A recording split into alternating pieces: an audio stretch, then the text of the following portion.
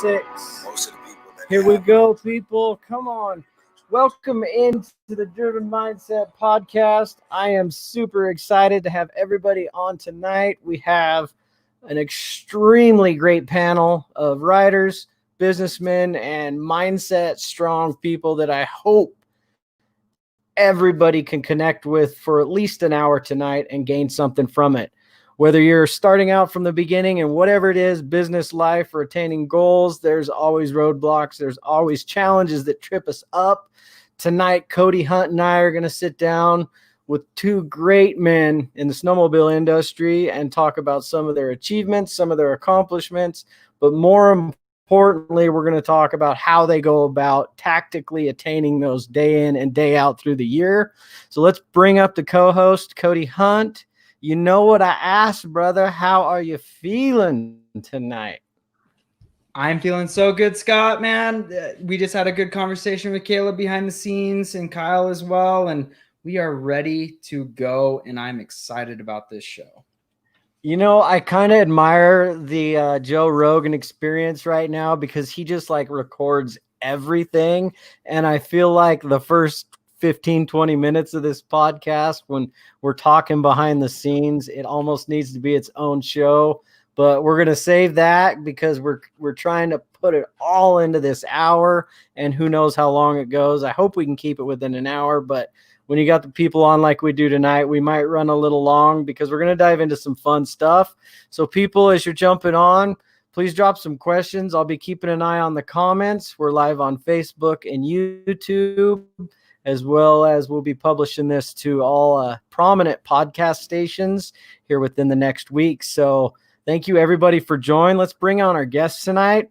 We have Kyle Heustis from Freshies Built, also known as AKA Riding Snowy. Hey. What is up, brother? How are you feeling? Good. Happy to be on, man. I appreciate it. Awesome, man. I thank you for carving some time. Yeah. I thank you for carving some time out of your busy schedule, building sleds. I know the season's kicking off, so let's bring up a buddy of yours that I believe you're doing some work with this winter, and we'll kind of dive in to exactly, what it is you guys are up to and how you're doing it. Most importantly, this next guest, as far as the sledding industry goes, I think he's shown people what hard work and true discipline and determination can achieve you. And I'm not even going to say a short amount of time because it's been a lifetime he's been building it. And what people are seeing now is the result of work that he's put in over the last, I don't know exactly, maybe 20, maybe correct me wrong, 25 years. I'm not super sure on that, but from day one, it seems like you've been putting work in, man. It's super glad to have you on here, Mr. Caleb Kesterke. Thanks for carving some time out of, I know, your busy schedule to join everyone here tonight. Yeah, thanks for having me. I'm excited to be here and chatting with you guys. Well, all I want to say is we are literally talking to the best snowmobiler on the planet. Hands down, here we are, Caleb Kesterke. There must be someone in the chat I haven't seen because I don't see anything. So I'm a firm believer is if you surround yourself with enough talent, just by the law of averages, your talent naturally gets raised up. So right now, boys, like I'm feeling like not only could I work on a sled, which I kind of lack in that department, which the three people around me don't. Caleb be like, I got about 45 minutes to completely build this freestyle sled before I got to go to my next appointment or meeting. And then the next slide is like, hey, done. Let's go ride. I'm just like, I'm still watching YouTube, brother.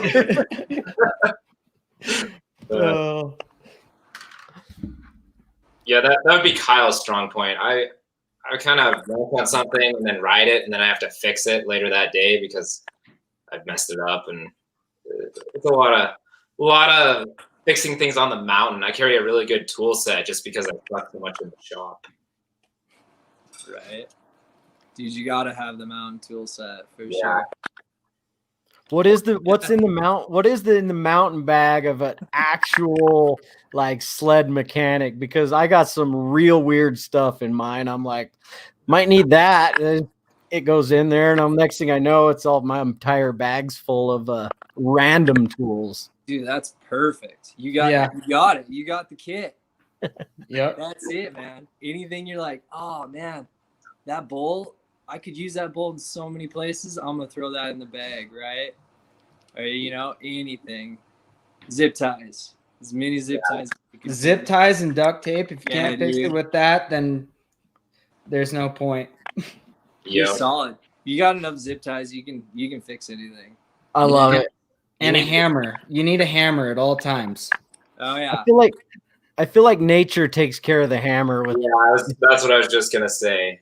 There's enough rocks around and tree branches. Like, I don't need that weight holding me back. Like, I carry enough baggage, and I ain't even talking about survival gear. I'm just like stuff that's in my head, like emotional baggage. Like, I don't need extra things. You don't need a hammer. No hammer. You just go cut off a 16-inch piece of log and you just start beating on it with that. Hell yeah. Yep. There you go. No, that's awesome. Yeah. I guess I learned wrenching on sleds. I was younger. Kind of came down to, you could take it to the dealership, but like at some point I didn't have enough money to take it to the dealership because I was breaking shit all the time. And then, I didn't have the time. I wanted that thing ready every weekend. So I just kind of took it into my own hands and at a young age, and that's how I started running with it.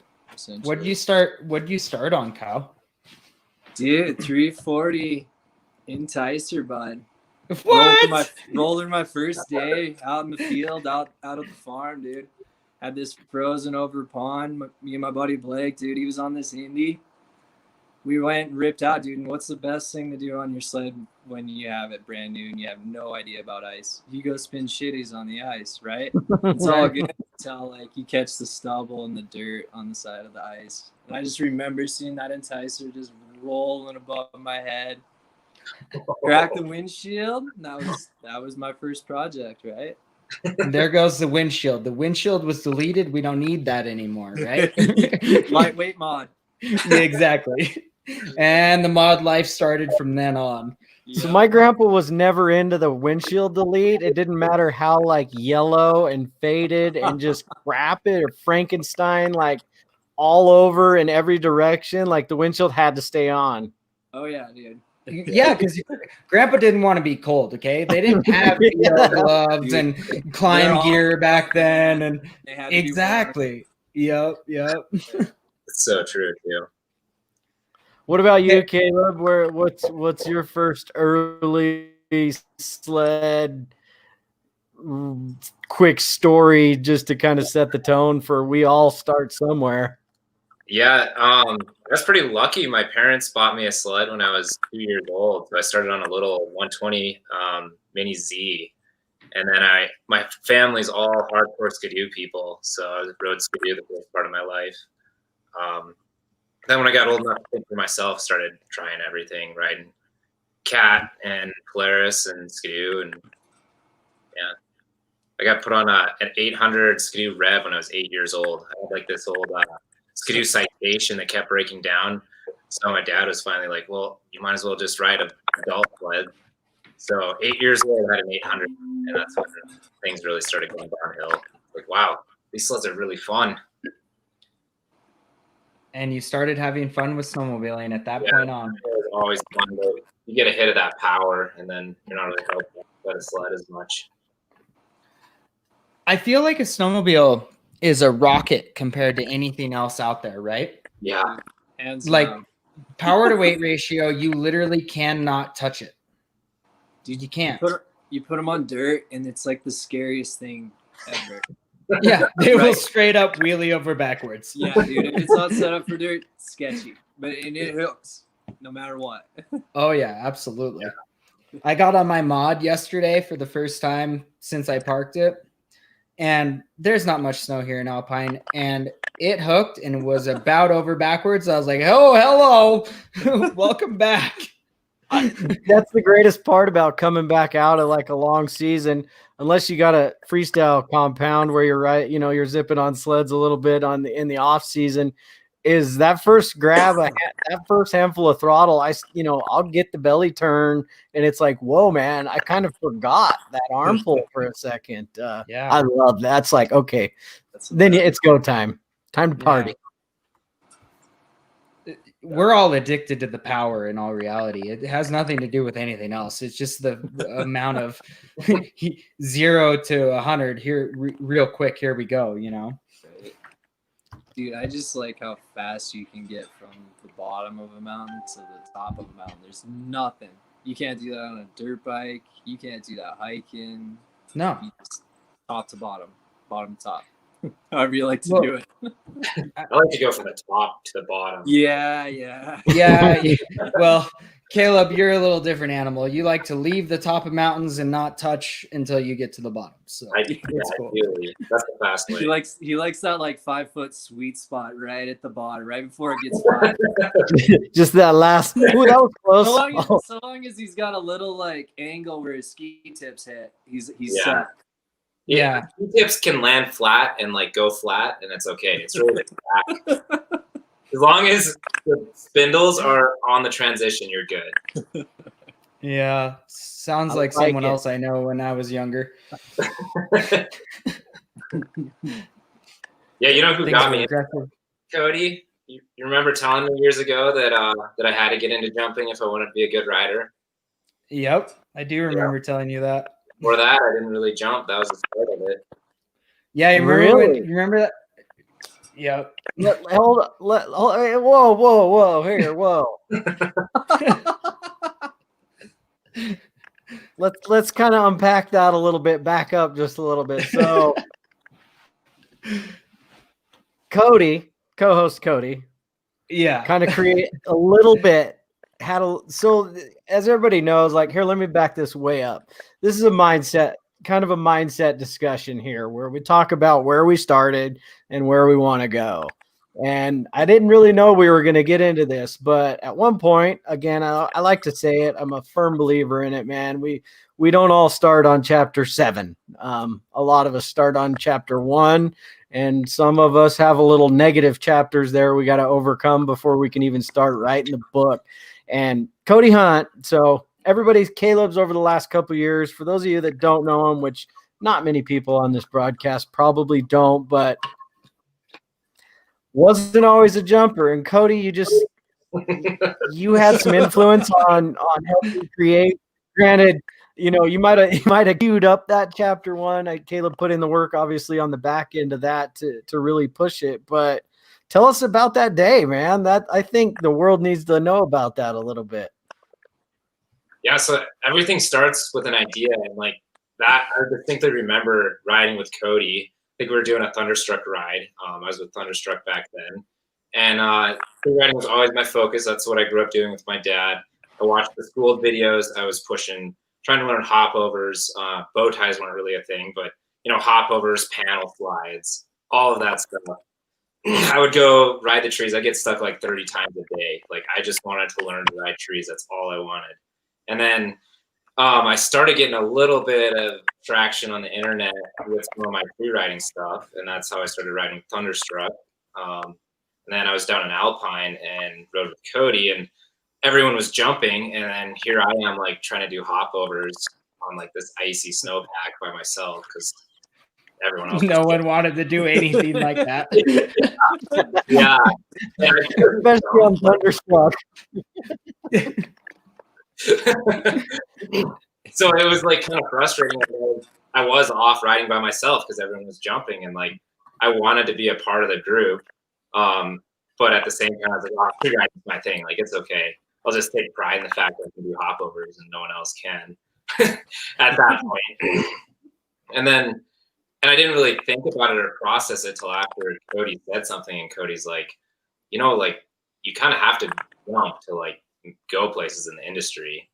And I didn't really believe him, and it kind of pissed me off because I didn't really want to jump. But that statement like got the wheels turning, and I was like, well, maybe I should, do a little jumping. I don't have to jump big. I just have to be able to do it a little bit so I can be a well-rounded rider. And then that kind of progressed to a little more than just jumping to survive. Obviously that's like one of my favorite things to do now. I mean, I love it all, but it was that, that little seed of like, well, you might need to jump. Like if you want to do what you want to do in the industry, like you might have to start jumping. It's like, oh, and like I said, it took a while, but that kind of, all it takes is one conversation, and then it starts growing from there, and eventually you figure it out. Yeah, I'll never forget that day, that. buddy. Absolutely like that. We were up, I think we were at Man Bowl. Was that the same day that you took that picture of me jumping over the creek?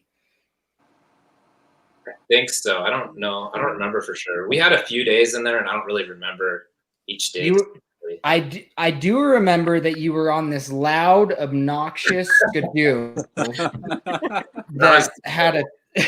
had a tunnel dump on it, and it was so ridiculously loud. And I don't even know how to describe what it sounded like, but it sounded like no other snowmobile in the industry ever. And I was like, this kid is gonna go places just because of this exhaust. Yeah, feel like this guy's a joke. Like, where did this redneck come from? Do you remember me yelling at you at the parking lot because you didn't have a backpack? Yeah.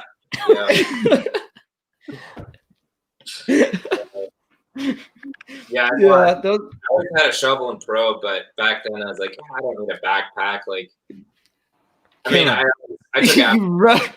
You rode into Man Bowl with the jersey on, dude. And I was like, I love this kid. Good times. It was such a good time. I just completely appreciate this minute right here and I hope everybody out there listening does too, because it's so easy to get just fixed on the present situation and like what those days and what stumbling through that has been able to kind of snowball and create for honestly each one of us, because everybody's kind of got that story, man. We don't start out on the brand new stuff. We don't start out with the perfect truck with the perfect sled, and it's about making it work. I know, Caleb, you've been extremely good about sharing that, just especially with social media the way it is. I mean, I remember watching 3 or 4 years ago all the hammering and slamming and jamming on not the newest machines. But it really shows that I hope people take that to heart too, that it's the time, it's the 10-year process. And that's kind of where I wanted to go with this whole show is it's easy to see on this front end where things are at, but the 10 years to get there is this right here. It's showing up with the wrong gear. It's not having the nicest stuff. Take that into business, Kyle. I'm sure the minute you decided when you had the idea of Freshies Built, where I'm gonna work on my buddy's sleds and make them rip, and then just provide them with the top of the line equipment. It didn't just happen that way. What, like, early days of Freshies, let's hit on that real quick before we kind of jump really deep into this. Yeah, I guess so my passion kind of came like we were kind of chatting about earlier.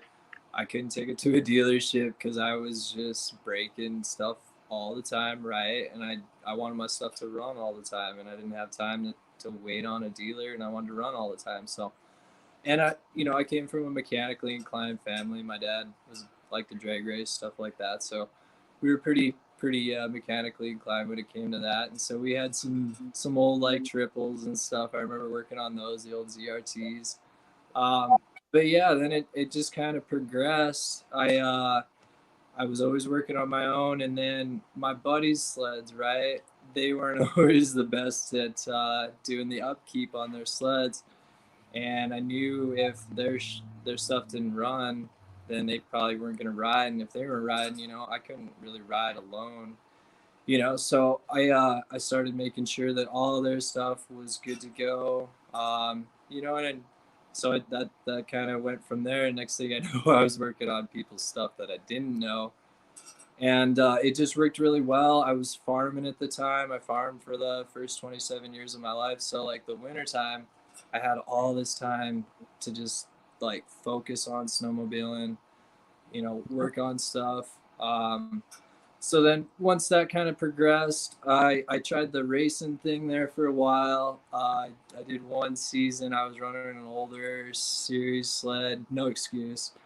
Those guys just fucking rip in the pro class.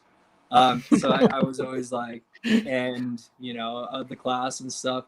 I went into my second season. I got a fresh sled, had it all set up. Raced my first race down in Bear Lake that following weekend.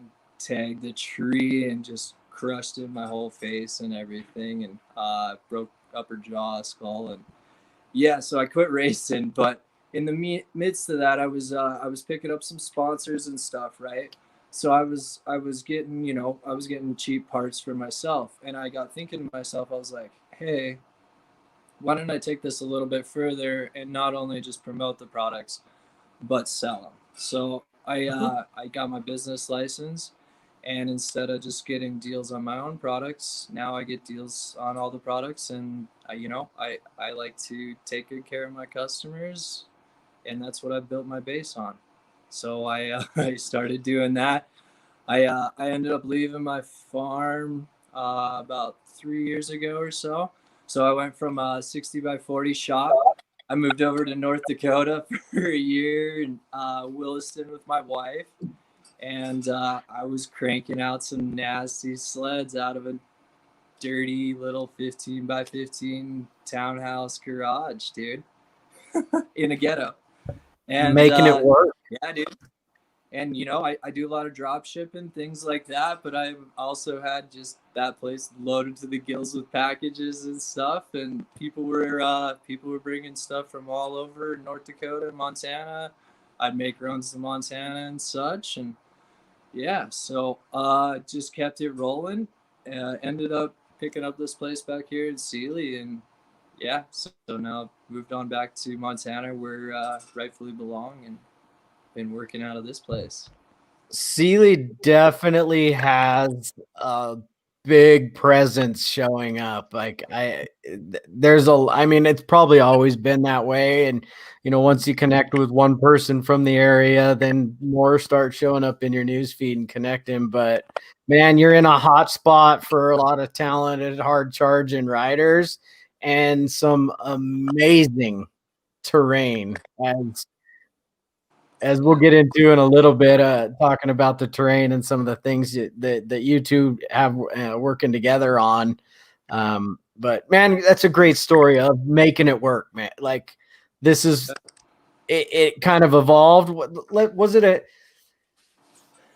mean, you kind of answered the question that it just naturally progressed, but at any point, you know, there's that temptation of, well, maybe I can just go get a job and then keep doing this for fun and then actually afford to do and live like I want. Like, what do you do on a daily basis to be like, no, this is the path I'm on, I'm going to see it through?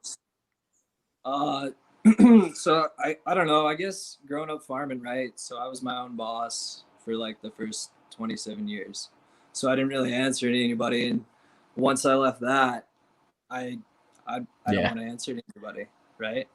So that's my drive, you know? So when I was in that dark place in North Dakota, dude, I worked harder than hell to make Freshies what it was. I wanted to build it.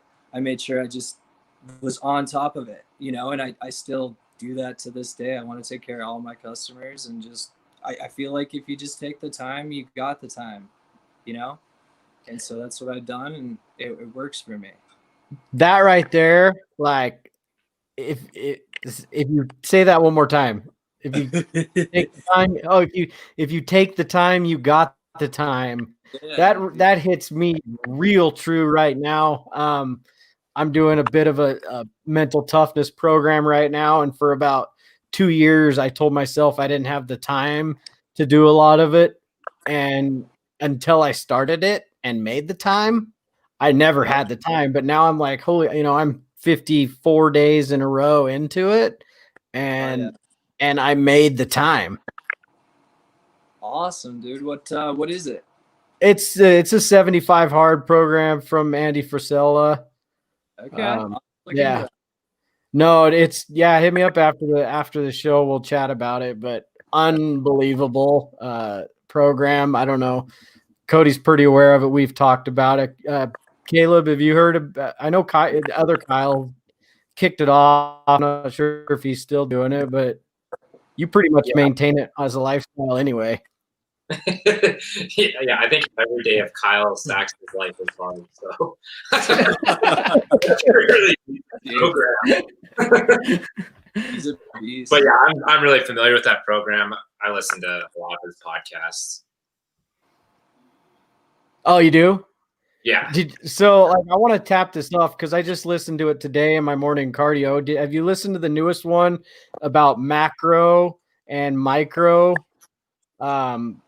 discipline? Yes, I did. I think I listened to that one at work yesterday. Yes. It was like, I'm like, I don't want to straight steal his stuff for this show, but like I might. Right. That hit home because I think it encompasses, and just so I can like kind of bring the listeners into it that maybe haven't heard of it, he frames it up to where the macro discipline is what people see when the guy's hits the home run and saves the game and totally wins everything.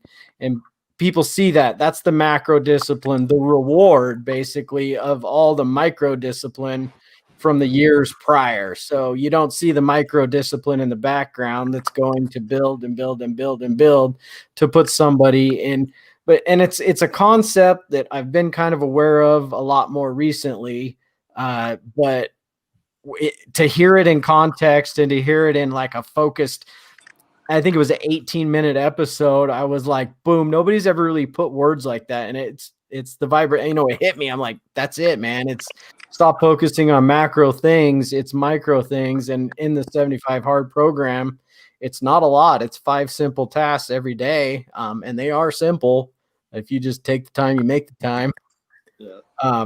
But yeah, so Caleb, let's hit that. I want to circle back to you on that right there, since you listen to it and you're kind of aware of it, and I want people to really kind of grasp, a day in the life of Caleb is not all flying to Russia and Out of control. having drop sleds off, man. Driving across the country, finding deals on AstroTurf to build a vision to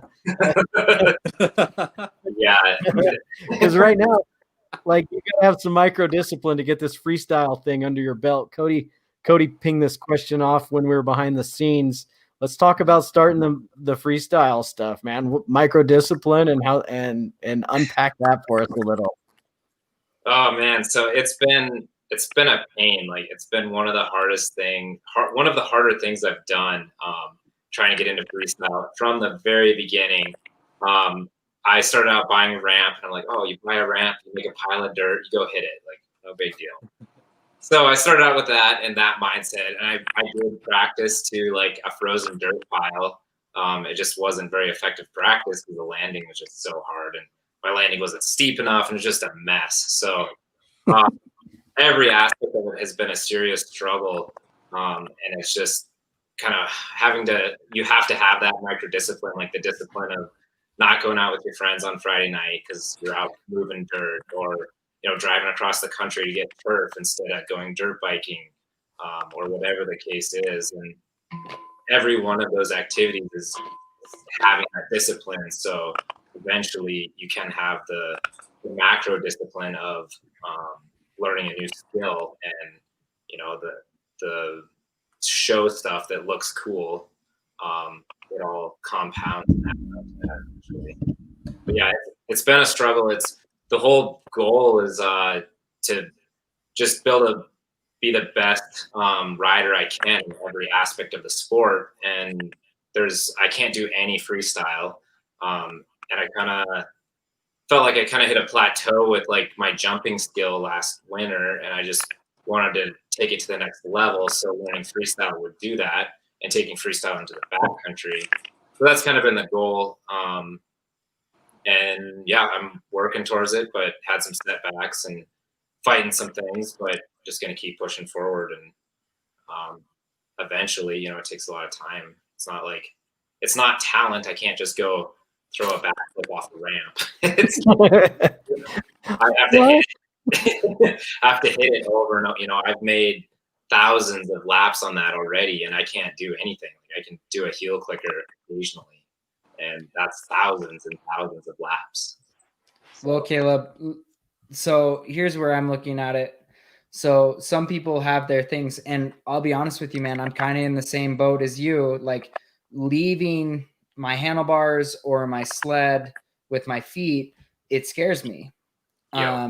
So I feel like I will get lost in the air. I mean, I've tried to do hill clickers and Supermans and everything like that, and it throws me off. But you know, once you get the backflip in, dude, you'll be set. Everything works around that. I'll tell you that. I'm not sure I believe that logic. Good thing to get done for sure. I mean, you could start with that. No, I don't think you start with the backflip though. Yeah, you start with like a knack or like a one-hander. See, and that's what's weird is I can't even do those. Yeah. If I leave my sled, I get all confused and contorted, and I don't like it. Well, as a backcountry rider, you have no reason to. Like, why would you ever take your hand off the bar? There's no reason. Exactly. So yeah. For guys like us, and when backcountry is all we've done, it's the most unnatural thing to move your feet or your hands off the sled. Well, the feet move around a lot, like hopovers and everything like that. But in the air, I don't know. It's weird, man. Like when you're 45 feet in the air and you're trying to move your legs over to the other direction, and I don't know, man. I don't like it. I don't either. That's why I'm doing it. Yeah. I mean, that's a good mindset to have. You push yourself outside of your comfort zone and keep going. And I'm super proud of you, man, for sure. I personally did something that put myself out of my comfort zone yesterday, and it was extremely humbling. I don't know if you gentlemen have ever tried yoga. Nope. I myself have not ever tried yoga, and not only did I try it last night for the first time, it was a hot yoga class.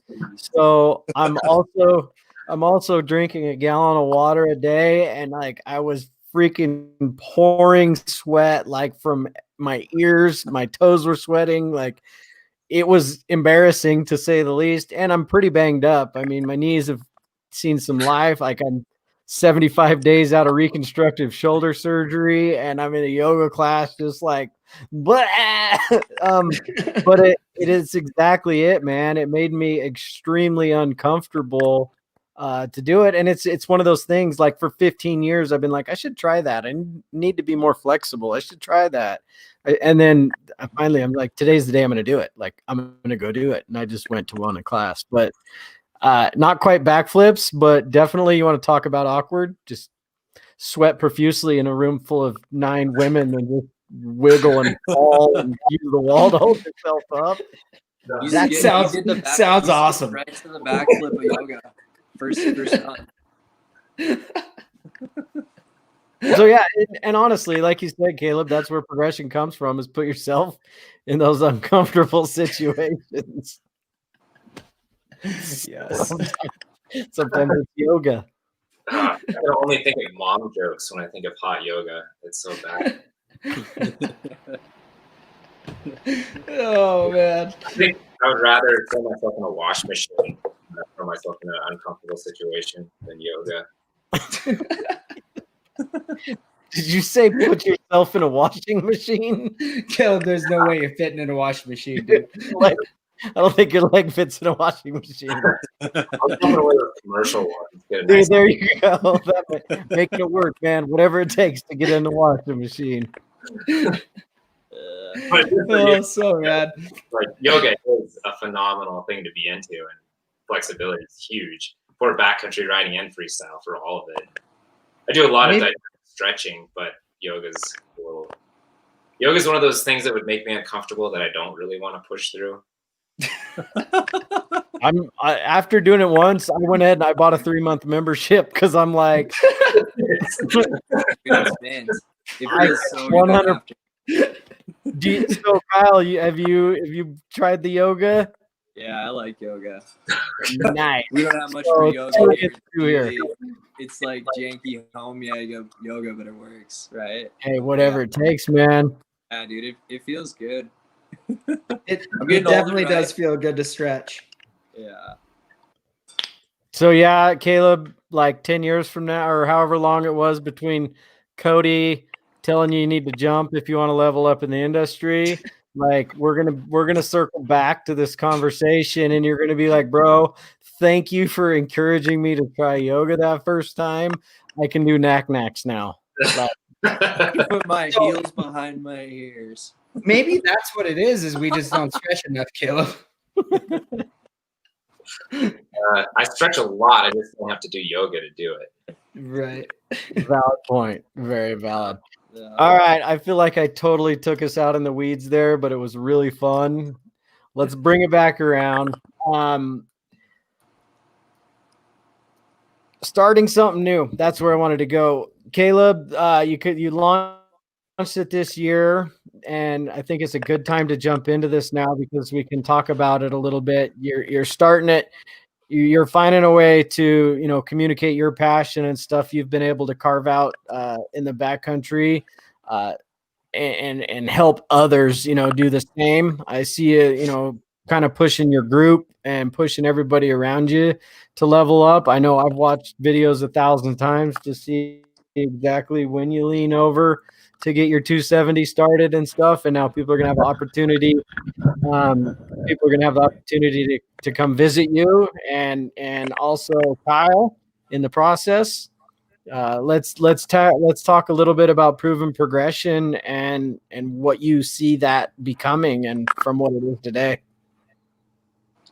Yeah, so I had an opportunity last year to start teaching some clinics with Chris Brown and Whistler. And as I was doing those clinics, it kind of hit me like, man, I love teaching people how to ride. And like, it's almost like transferring some passion along with that skill. And I was just getting so stoked on taking guys out and realized how much I like it. Like, maybe I should do this more. Like maybe this shouldn't just be a couple one-off weekends out of the year tagging along with somebody else. Like I could do this and hopefully help people have more fun on the mountain. And that's kind of the overall goal of proven progression, is to just help people enjoy the money they spend on their sled. Cause like it's an expensive sport. Help people enjoy that more and have more fun out riding. And I think that's through skill. Like the more skilled of a rider you are, the more fun you have. Like, I don't know if you can prove that, but it seems if you could, it would be proven. That's what makes it so fun, is being able to progress. And the more skill you have, the more zones you can go to, the more of your buddies you can outride, and the more fun you have. So coming out and riding with you, Caleb, is more of like a coach experience than a guide experience, is what I'm getting out of your. Yeah, especially this year. At some point, I might have some more options, but this year it's advanced and intermediate clinics, and it's going to be pretty intense. Like 2 days of learning basically everything you can learn, and it's all based around progressing yourself as a rider, and those riders that are at a level that they want to progress in the industry as well, like we can go to that too. Sick. It's really good to see you heading that direction with where you're going, for sure. Yeah, I think it'll be good, and it's a good opportunity to swing hammers a little bit less and spend more time riding and bring a bigger impact into the industry. Like I don't want to just be the guy that post a rad video on Instagram. Like, I want to be a part of it, and like in the life of the industry, not just on the outside, like throwing these clips at it. Right. Exactly. You know, a couple of years ago, I posted this video on my Instagram where I basically invited everyone to come out and ride with me. I didn't care who they were or anything like that, and it was completely free. And I did that because I enjoy this sport so much that and I enjoy my backyard so much. I don't need to make money from it or anything like that. I just want people to be a part of this industry so much. That's what it means to me, you know, and I see the same thing in you. It's really cool, man. I'm the ultimate goal, I think, of any backcountry rider is finding ways to do it more. Yeah. Is, like everybody on this panel right here and that's watching this show, like if they could write down one goal, I'm sure the first one is to have more days on the snow. And then I'm pretty sure just by the sled culture and the people that are around us is to find ways to get more of your buddies out on the snow more. Cause like you said, Kyle, it's, you can't go out there by yourself. So you need, you got to be out there. You got to get your buddies out there. And the work Caleb's doing, like that just puts more talent in the pool to raise the, it raises the stoke for the entire community by passing that knowledge on and sharing that experience. Like Cody says, is invite the people out to share, your stoke and raise the community. Kyle, hit on that a minute. Cause I see you, taking a lot of young guys, young hardcore sledders out of your shop, building sleds for them. And those cats are ripping. Yeah, man. Ever since like I was younger, I just like whether it was dirt bikes or sleds, I was all about just teaching people how to do it. So like at the farm, I'd have like league nights and people come out with their kids, learn how to ride dirt bikes, things like that to get them into the motorsports community, because motorsports is what my life is about. The more people in that, the better. And then I was just kind of finding, as you get older, right? Like I'm riding with younger and younger dudes because dudes my age aren't quite as dedicated, I'm finding. And, so I think it's good to just train as many people. And if people want to push themselves, that's what I'm about too out here. I just, people come out to guide. I take them in the woods. I don't care if they want to learn, where they're at, or if they just want to go crazy, man, and make sure that I don't let them go into a deep, dark hole, but I'm there to push them. I'm there to help them. And I've taken brand new people as far back in Sealy as you can go, man, on their first day. And they just had no idea. And you know what? They bought sleds this year. They never did it, and it was epic. They came out on a birthday weekend, and it's stuff like that, man. I love that. Yeah. But yeah. Easy on the gear, bro. Whoa. Yeah. We'll just put that back there. For all the people that are listening to this on the rewind, Cody just threw his microphone across the room. Whoops. I want to dive in, guys, to daily discipline. I see Kyle, you're smashing the rower. Caleb, you're kind of a pillar of fitness, meal planning, daily disciplines. What's a typical day like? Kyle, you want to take it first? You got business, you got kids, you got family, you got sledding. What's that daily discipline to keep your mind right? Because let's be real, it's not all riding sleds. Ideally it is, but the bulk of our time is spent managing this passion and finding ways to contain it, funnel it, and maximize it. So let's dive into the daily discipline, you guys. Yeah, right on. So like, honestly, I was finding out that I didn't have enough hours in the day. So I want to spend time with my kiddo and stuff, right? So like I've gotten to a point where I just start my day at 4:00 in the morning, and I've been on it for 21 days rowing. I just haven't had like some consistent time to the workout. And I think part of that's just making an excuse, but like now I'm on the kick, and after 21 days, I'm hitting 10,000 a day before 5 o'clock. Feels pretty good. So that's how I get the day going. And then I start doing my emails. Real estate is still hopping here in Montana. Apparently everybody wants a piece of Montana this year. Fixing to get real popular if They not want to already. get away from all the other people. So I usually crank into my emails there. Little girl gets up. I hang out with her usually a couple hours in the morning, and then get her off to care, and then start my day. And whether that's usually going, I've tapered off now to where I'm usually going doing the real estate thing. Like one day I'll go to the office, but for the most part, I'm coming back up to the shop and just cranking on sleds now. And then on top of that, been setting up this house essentially. So getting it, show ready to get it on Airbnb. Finally got that all set up, and then remodeling a house that I moved into. You told me your buddies kicked you out of your current house. This one you're in right now. What's up with that, buddies? Yeah, we're 2/3 booked up already for the season, so it was apparent that wasn't gonna work. And the new house we got is actually a split level duplex, and so we're gonna have some overflow. Nice work. Yeah.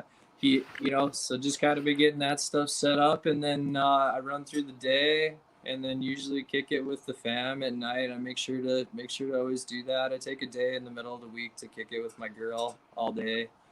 And then, the weekends and stuff. And it gets tougher during guiding, but usually I try to reserve one day a week, no matter what, just so I can kick it with the girl and stuff. And I think having Caleb doing some of this stuff, and there'll be expansion definitely with the guide service in years to come. So I'll eventually get there, right? You got to do the micro, and then eventually I'll get some more time with my family in the macro. Love it. Sounds pretty. It sounds pretty regimed. I like that you make that day for the girl and conscious of the kid that you can't let family. She's the world, man. Got her little kitty cat. She's pretty stoked. So I'm excited. Caleb, on the daily, what are you putting into your dome? You said you listened into podcasts, or typical day. Are you a reader? Or you consume video? Like how do you keep sharp? I pretty much only do podcasts and audiobooks. I hate reading, and I just don't really read. Even like snowmobile magazines, I just don't really read anything. it's all podcasts. I listen to Andy Frisella a lot. There's a CrossFit coach, Ben Bergeron, and Chasing Excellence. Listen to his podcast a lot. And then just audiobooks on top of that. And I generally listen to that stuff like on work commutes, or sometimes at work if I'm doing something Toughness, but normally work's pretty involved and not able to listen to podcasts. Yeah, but it helps. Like, I think surrounding yourself with the type of people you want to be like is key. And you can't choose who you're around at work. Like, your employees are basically set, but what you listen to and what you read on the internet, what's on your social feed, like that plays a huge factor on the type of person you'll become and the type of influence that it has on you. For sure. Absolutely agree with that. During this whole political thing, it's this whole year has been just an extreme roller coaster. I've drastically manicured my news feeds on my social channels to avoid it. Like, I don't want to see it every day. When I want to see it, I'll go check in it from my resources. But I appreciate everybody's opinions and takes on things, but I don't. I got a focused amount of time I can be on my phone and actually consume some content, and it can't be that negative stuff. And I felt like sometimes I'll find myself in that rabbit hole, and there I am, thumbs pecking, and I'm like, whoa, guys got to pull back. It's easy. It's a hell of a lot easier to fall down that, that negative kind of complaining rabbit hole than it is to stay above it and be the deviant that's outside of that and tune it out. It's challenging. which the hard stuff pays off. Yeah, for sure. Caleb, Yeah. what has been some of your big setbacks in the industry? Like in the last 10 years, accomplishing your dream, where let's say there's 2 big setbacks there's been. What are they? And how did you overcome them? Well, one was giving up. 2017, I had a really rough season, and I sold my sled and was like, well, I'm done riding. Like, I'm not going to do this.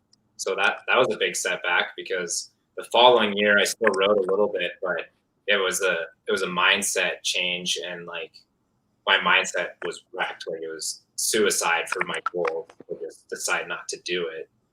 So that was a huge setback, and I don't really know how I overcame that. I guess I just loved it so much I couldn't give it up completely. So I still ended up riding, and then it took like a year. Yeah, like a year of like kind of taking a break. I still rode like 30, 40 days, but I guess to me I was taking a break. And then the following year I bought a brand new sled, and the sled just ripped. I didn't have as many issues, and I started getting back into it. It's like, well, this is what I need to do. And I think a big setback was thinking I viewed sledding as like just a hobby, and didn't like, I knew it's what I wanted to do, but I wasn't committed to it. I was committed to finding like a normal career. And then when I actually decided, like, okay, no, this can be what I do, and whatever I'm doing right now is just to fund and support chasing this. When I changed that mindset, that was key, because all of a sudden there's like no amount of effort that's enough to put in. So like, you're working a lot harder when you're viewing that as your career and your future. But, Right. So You just changed your mindset to the snowmobile career instead of this outside career, right? Yo, and it's kind of, it's still something I struggle with, because, you know, when your family looks at you like you're supposed to, or whoever it might be, the culture, family, your friends, like you're supposed to have a normal career. You're not supposed to put everything into turning your hobby or your passion into a career. You're supposed to have your 9 to 5. So it's still something I struggle with. And some days it's like, well, you know, what am I doing? Like, I don't want to do construction forever. Like, I should be pursuing a real career. And that sets me back, because then I'm stop viewing all the opportunities that I should be, and I stop doing the work that I should be for my true goal and passion. Right. Because when you have the time to push through and go after those dreams, bigger things just start to pile on. Yeah. It's snowball. Yeah. I like that. I can say I have some deep perspective in that, because I essentially did it, man. I took the path that you guy was supposed to. Like, granted, I got to, you know, pursue my passion inside of the path of going to college and getting the degree. I rodeoed, so it kind of, the rodeo took me through college and then beyond it. So I graduated with a bachelor's degree, and like, even though I was out rodeoing, you know, chasing my dreams, doing most of what at the time my brain and age and discipline level would allow me to do. Now looking back, I could have been way more focused and disciplined on things, but you know, hindsight. It was extremely hard looking at my friends that graduated high school and went to work at the mine, and they had all the material things I wanted. They had the truck and the new sleds and the boats and, you know, their house, and they had their time off and they could go to the lake. And, you know, I'm carrying, like, all I owned in my name was a rigging bag and some clothes and a busted ass rigging. But it's like, I had to keep falling back on that myself. I'm like, this is what I'm meant to do. Day It's in those and day 8 out. seconds of your life, Scott, that just mean everything to you. Yeah. You know? And that, I mean, that was it. It was, I wasn't thinking 10 years ahead. I was thinking, you know, what do I need to do to get to the next rodeo? Like, okay, I ate, check. I charged my phone, check. And now let's go. I can make it. Like, I got a ride. We're good. Let's go. And then, you're sleeping in the back of a truck for 6 hours, hop up and, jump in, and you got to go be 100%. And it was extremely challenging when, you're looking at your guys back in your hometown and they're all just hanging out, cracking beers and getting ready to go snowmobile on their brand new 2004 RMKs and vertical escapes and just all shiny and awesome. And I'm still riding a phaser because I can't and that's it. I was in pursuit of that passion, and I wasn't going to compromise going to get a job and riding a little bit to have the security. I wanted to ride a lot, and I was going to do what I needed to do on the side to be able to do it. Similar but different. It was making that that compromise, that trade with the temporary discomfort for the the greater purpose of the pursuit. When you have a dream, you will do anything to accomplish it. And for those 8 seconds of your life, that was your dream. And for snowmobilers or dirt bikers or anything like that, that day is what we live for. We live for that smell. We live for that brap sound, and we just thrive for it. And we will literally do whatever it takes to get it. Whether it means you have to work a 9 to 5 job, go get it. But in Caleb's aspect of life, he's pushed so hard to get to where he's at now and sign with Polaris. And Kyle, you as well, opening your shop and lodging and everything. Dude, you're literally living my dream. I saw I saw that as a way to bring the two together. It is absolutely a way to bring the two together, and it works well. And but honey, I'm making money riding. It's a really hard thing to explain, for sure. Like, I talked about this when we were at Salt Lake Snow Show, and Scott and I did the Sled X podcast. My mom asked me all the time, when are you going to go get a real job? Well, I have a real job, Mom. I just have to work a lot harder than most, and it's it's awesome. True though. It is. It's really true. And you have to have that driven mindset all the time and just have to go after it and, go get what you want.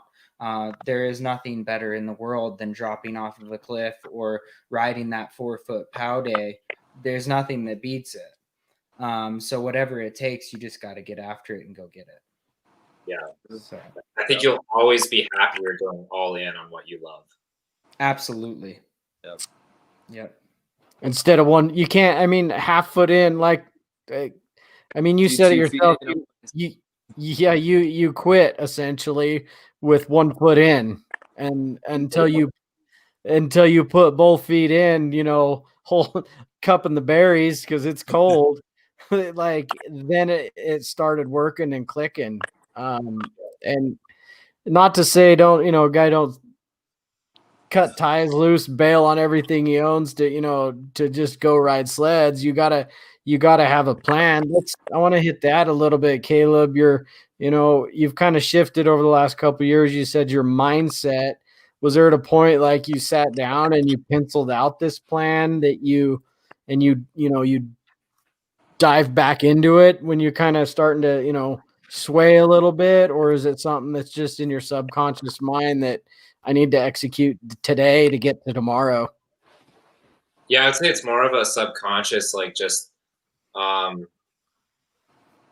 so much of who I am, I can't even get away from it. I have sat down and penciled down goals, and a lot more so recently. It was kind of during that transition period where it just transitioning back from not sledding to being 100% dedicated to it again. I didn't have anything then. I think things would have happened a lot faster if I did, if I had laid out a little more of a plan. But during that, I was still refiguring out okay, what do I actually want in life? Yeah. So if you were to give, say, you said you kind of envision this clinic proven progression stuff at 12 years old. If you're talking to a kid that's 12 right now that's seeing you, watching you, and you said it yourself, pencil it out. What kind of we're rounding the hour mark. What kind of quick advice would you give to 12-year-old Caleb to kind of speed up that process? You'll have to work. It all takes time. You have to work a lot harder than you think you do, but the reward is a lot greater than you think it'll be. Kyle, you want to hit that? You take, there's you're living a lot of kids' dreams right now. The lodge, the shop, building mod sleds and ripping and raising a family. Lay it out for them. Yeah, dude, just if you got an opportunity, you're scared of it, that don't matter, just take it. Honestly, if you got something you really want, just do it. And if you fail, then at least you tried. But dude, just go after it. And the more times you go after it, you're gonna fail a lot, but more stuff's gonna stick on the wall, and you're gonna be a lot further ahead in life. Yeah, just don't ever stop, right? Huh? Just don't ever stop. Dude, never stop. The moment you stop is the moment you're done. I don't think I'm ever gonna quit rowing. I'm into it. I picture doing that for I don't know till I figure something else that I can do from 4 to 5 in the morning. That satisfies it. But honestly, yeah, just keep at it every single day, and it doesn't matter, dude. Like Monday, Saturday, Sunday, it's all the same day. Just keep working. So I probably haven't ran in about 8 years. And I started running right after I started the show with Scott again. And dude, running, like it's like you said with rowing, I'm enjoying it. I gotta get after it because I am scared. I'm not scared to run. I used to run a lot of it, but I have not been doing that. I've been listening to David Goggins. That's a pretty solid book. He talk about a runner, right? Yeah. That dude's gnarly. But yeah, yes, sir, that's what I'm rowing to, my man. Nice. So this is my next book. I'm currently reading a book from Jocko Willink, Extreme Ownership, and as soon as I finish Extreme Ownership, it's on to Can't Hurt Me. Wow. You know what I never thought I'd be doing?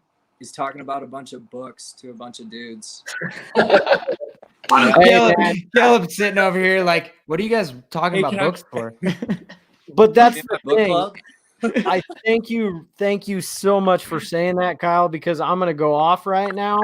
No, I didn't used to put this stuff in my head, and I would definitely say I was not prepared for what life would throw at me until I started accumulating knowledge that I didn't have. I thought that, stuff that I learned growing up, habits and behaviors, like I just thought that would equip me to take on life's challenges. And I turned 40 this year, and it's been a pretty hardcore 40 years for me, but I was coming at it with just this acquired knowledge from, my small group of influence. And that's what happened. 5 years ago, I bought a 2016 Polaris Axis, and I got on it, and I'm like, holy cow, I can do some really cool stuff on this thing. I want to do more of it, and I want to do a lot of it. How do I do that? And I looked around at my circle, and nobody could point me in a direction and how to do it. So I opened a book, and to cue off of Caleb's, I sat down and wrote down on a piece of paper, okay, I want to ride a sled. And I just worked backwards, and I put those things on a piece of paper. I want to ride a sled this many days a year. I want to be able to do this with my kid, and I want to be able to do X, Y, and Z. Done, done, done. Okay, now I got to go find the knowledge to help me do that. And I opened a book to do it. And I'm like, I haven't read a book. Like, I went to college and I did everything I could do not to read the books that they assigned me and just power through the tests and stuff because I hated it. But honestly, bro, like, I read one book and I'm like, holy crap, that, that I've struggled with. I've always wondered about that. And here this guy already stumbled through it and failed and learned and then wrote a book about it on how not to do it in your own life. And I'm like, well, let me read one more book. And you know what? The minute I started, and that's when I started this show and I started talking about it. And then the people that had the knowledge that I needed, the knowledge and the experience from, started coming to my life. So thank you for saying that you never thought you'd be on Facebook Live, basically in a podcast where, by the way, we'll be live on Spotify. We'll be live on Google Podcasts, hopefully Apple Podcasts here within the next 5 or 6 days. With dudes talking about books. But seriously, if I was to give a young kid 12 years old advice, I would say pick up Can't Hurt Me Now and then pick up Jocko Willnick's Extreme Ownership and go take on the world. I'd have to check out Extreme Ownership. All right. So, Caleb, how did you become the monster that you are right now? Like, dude, you are straight ripped, shredded. Where did that come from? Why did that go as far as it has? And break into that 8,000 calorie a day diet, bro. Like, anybody can do it. It was sick. Well, I think this was probably before you met me, but I was actually really fat in high school and obese. Like, I was clinically obese. And I was really socially awkward because I was so insecure. And all I really knew is that I wanted to ride sleds and I wanted to ride them better than I was. So I started working out because I knew like my physical fitness was holding me back. So started lifting because of that and just stayed dedicated to it. Like, I'm 7 years in now and been dedicated with diet and routine. And those daily habits I established just led me to where I am now. That's a really good explanation. So speaking of the daily discipline, there's been a pretty good progression like over this summer specifically from last year, I would say. You had a pretty regimented diet, workout, like meal prep. I want to hit that now because I just started meal prepping, kind of counting my, keeping track of the protein I'm taking in. And part of my 75 hard diet was no sugar, no processed foods, and take in what my body needs as far as nutrient wise. Freaking amazing, by the way. I've no cheat meals, no sugar, no booze, no nothing, which is new for me. Like, I'm not a big drinker, but I dang sure like to drink. But in 50 days, my body looks completely different with very honestly little effort, just consistent discipline. Let me hit your meal plan over the summer and kind of your workout regimen to put on some weight basically this year.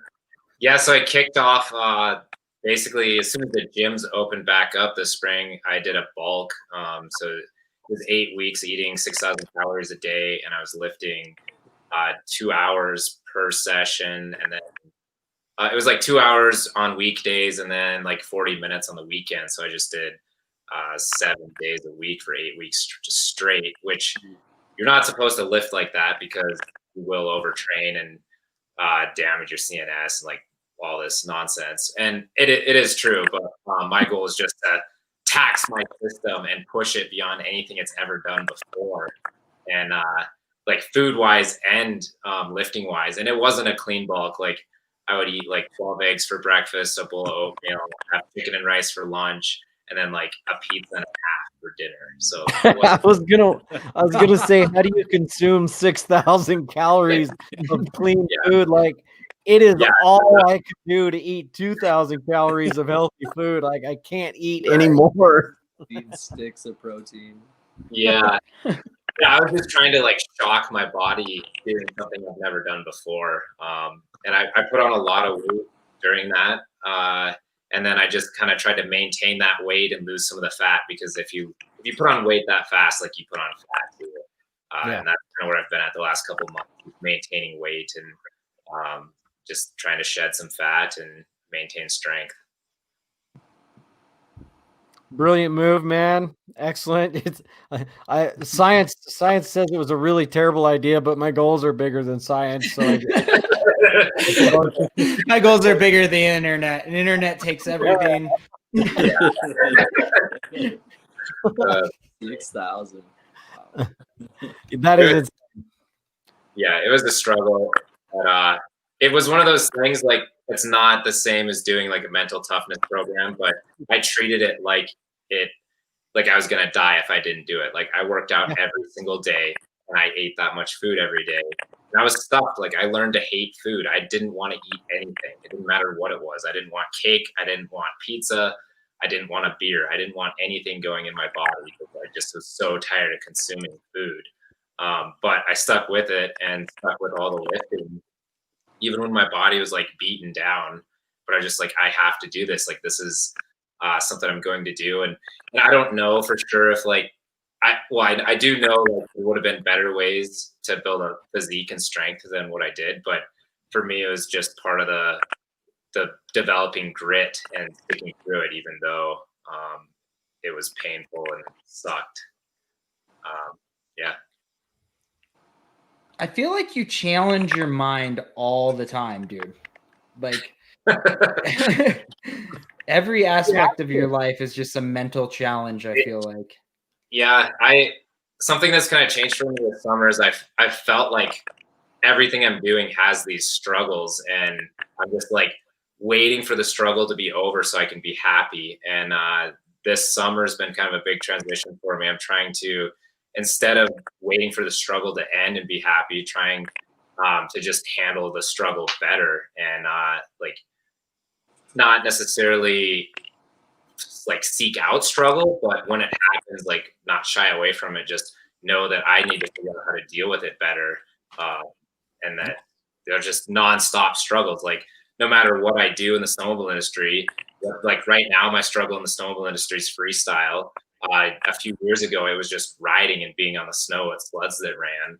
There will always be that struggle. You know, in the future, it might be my business in the industry, who knows? And I don't need to try to avoid the struggle. I just need to figure out how to handle the struggle better than I currently am and stay happy even when there is a struggle. Right. That's money advice, especially to like the come up is not like, don't run from that struggle. It's just like you said, man, like that's where that minute where it's hard and it gets more challenging and it's easy to be like, I'm just gonna just kind of let this go for a minute. It's at that point where you get better. That's where the improvement comes from. Love it. You're conscious of that. I mean, obviously. So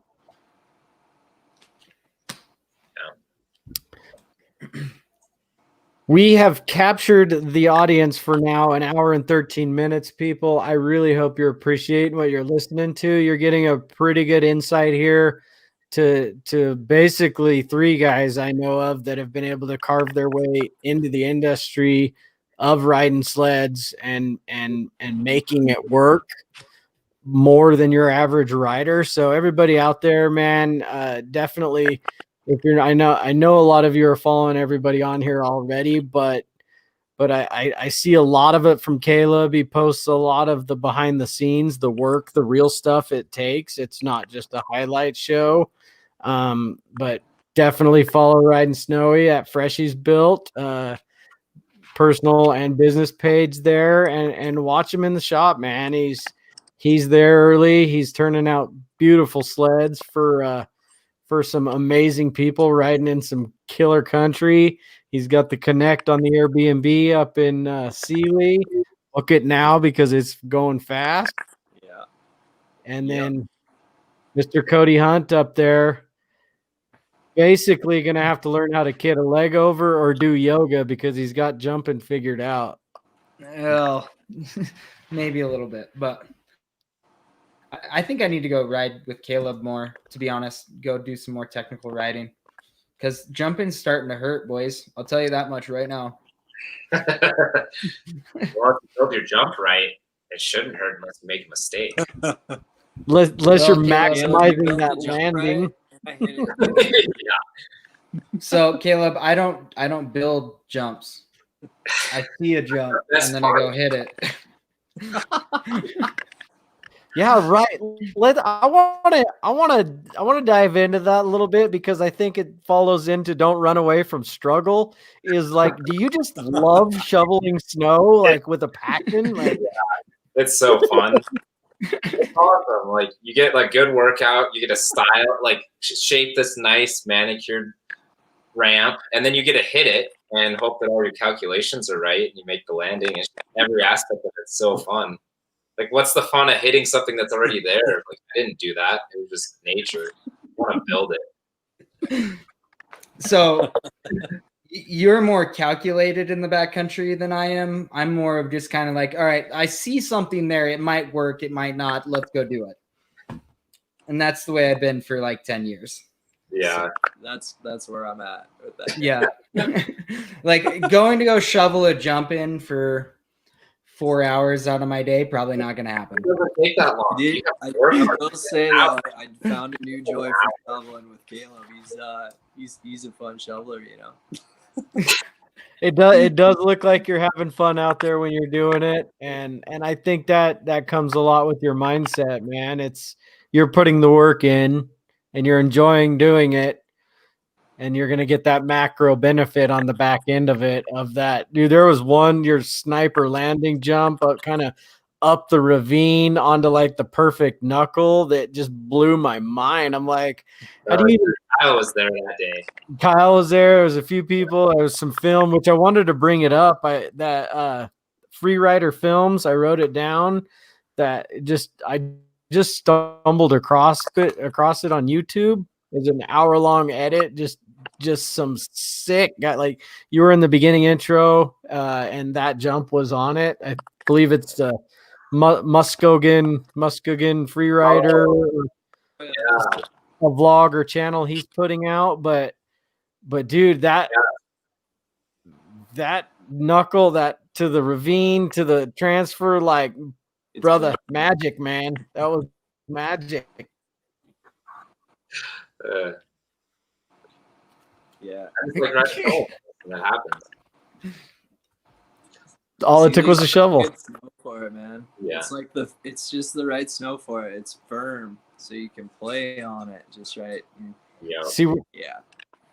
Tahoe is just round. Like they should have renamed us the Round Mountains. Everything's just got a nice, perfect roll to it. There's like, if there's a windlet, it's a freaking savage race to get to it before somebody destroys it right before you get there. Everything's just like rolling hills, man. It's beautiful country, which means I got to get up there. I got to get out there with Cody this year or next year. And then definitely Sealy. I see my dude I've talked to a lot over the last few years rides with you, Jake Overpaw.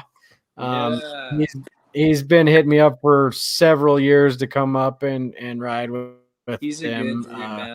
I need to make it up there. Kid. Good. Yeah. So guys, I want to kind of wrap this up. If you're done, I want to give you each a chance to kind of give your last, your final words, if you will, but without a big to do about it. Guys, thank you so much for this conversation. Kyle, Lodge, guiding, sleds. Yeah. Let them know, man. Where do they get you? Tell them about it. Yeah, right on. So a couple things we'll have going. You can get on the website. You can book your trip on there. The link is in my bio and on Freshies for the Airbnb. As far as, you want to order parts and stuff like that, you can DM or call me directly. Website will be working a little differently next year with that. And then as far as guiding and stuff, come out and ride. It's dumping currently. We got over 30 inches already in the mountains, dude. It's been after it, so it's gonna be a hell of a season. And Caleb's clinics, those are gonna be top notch. That's gonna be something you guys are absolutely gonna want to book if you want to progress your riding. It's his backyard. He plays it better than anybody out there. So that's going to be something you definitely want to check out. Yeah, and then we also got Kyle Sachs, and he's going to be doing some pro rides out here as well. He's a black cat rider for Arctic Cat. He's going to be doing a couple pro rides, so if you want to come out and see Arctic Cat fly through the air rather than a Polaris, you can do that too. So, either way, you're going to get a show. So it's awesome. Yeah, dude, that cat took some hits last year, man. He goes yeah, the voice sends. I don't know if you guys have seen his new one, but he brought her by today for a flash and some clutching, and good God, it is a beautiful sled. I would check that out if you guys. The red and white one. Oh my God, yeah, it's beautiful. Yep. Yeah, it matches up perfect, dude. So that dude's on top of it too. But yeah, just really stoked. You know, Caleb really asserted himself last year with the classes, and it was apparent. Like it shows. He loved to show the people around. He loved to teach them. That's why I'm happy to have him on full time this year. It's gonna be great. Sick. I'm stoked. It's cool that Kyle's like giving me a big opportunity here to work under his permits and bring my company under him to do the clinics, and really excited to take guys out, and they're booking up. Pretty stoked on that too. Like, haven't done much for advertising, and there's been a lot of bookings. I got home from work tonight and was like, oh, there's another 5 tonight. So pretty stoked on that. And anyone who's interested, like, there's still availability for advanced and intermediate clinics. And yeah, if you check out the website, there's a nice list of skills that you'll learn for each clinic, and just pick the one based on the skills you want to learn. And we're going to go out and have a good time. What's that website? provenprogression.com. Perfect, man. Both you guys, it's an honor. It's a pleasure. Stay tuned. Podcast will be released. I'll send you guys all the link. You guys can share that out. Pass it on to any clients that want to learn a little bit about you before they come out. Definitely appreciate it. And it's an honor. It's a pleasure. And I sincerely hope to get out on the snow with both of you guys at a future date, and I'll lock it down eventually. But Montana is a long way away from Reno, Nevada. So we'll get her figured out. Scott, when you come up to Alpine, we'll just jump in the truck and we'll drive up and go ride with those guys. From Alpine, it's no distance, so I can't eat the whole elephant at once. You see, I got to stop in Utah and ride, and then Alpine, and then from there it's a hop, skip, and a jump. My issue is being away from my son that long. It's really hard for me. I miss the little guy, so we might have a +1.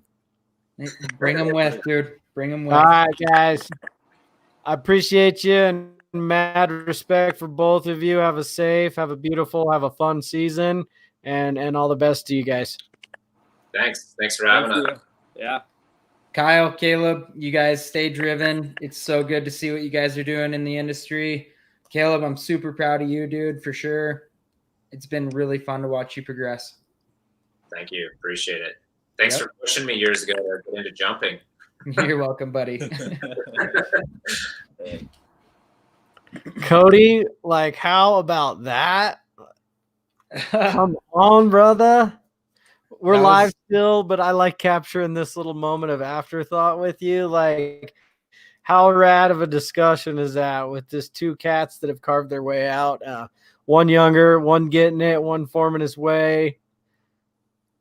No, it's really cool, man. You know, that like Caleb said years ago, I went to him and I was like, dude, you guys start jumping if you want to do anything in the industry. And he didn't like it, like he said, but look at him now, man. He's just killing it. He's getting after it. And I'm so pumped for him. You know, he's one of, out of all the snowmobilers in the industry, I follow him more than anyone else. It's mad respect for that. A guy never really realizes the words he says in the moment have the kind of impact that they could possibly have. And that, like, that one hit me hard. It's like I've had, you know, that conversation could have happened at any time with anyone in the backcountry, and you guys were there on that day. They're, you know, the right reason. Not saying that's why he's got where he was, but like he said, you planted that seed in his head and gave him gave him the seed to water and nurture and grow to get where he is. So I got to say, thank you, brother. I like watching that cat. Me too, man. It's just cool to see what he comes up with. Him and Kyle and the other Kyle, they're just all a bunch of savages and they get after it and they just push hard, and it's really cool. That's what the industry needs, and that's what the industry has needed for a long time. So It's really cool to see, Kyle working with Kat, and then Caleb riding for Polaris. And yeah, man, that's what the industry needs. And we're just going to keep pushing forward, and these boys are just killing it. I'm stoked. Mad respect, man. It's great chatting with you. We're going to see you. Actually, I want to follow up on this. I was going to mention it earlier, but everybody, tomorrow, Boise Snow Show, Nampa, Idaho at the Ford Center, starts at 3 p.m. Mountain Time. Come on out. Yeah. Snow West Magazine, Fly Racing Snow. Cody and I will both be up there. Lots of other people going to be in the show. The F8 Hundo is going to be in the show, and then I got a little surprise for people this weekend. Surprise! I mean, I kind of released it last week on the show with Jack and those guys, but yeah, we're gonna go a little bit bigger and step it up, and but yeah, the F800 is going to be in the show this weekend, and yeah, and then after that, Scott, I'm down to Tahoe to come join you boys, and we're gonna do this a little live with a couple people, I think. Yeah, let's set that up. We'll gather a crew together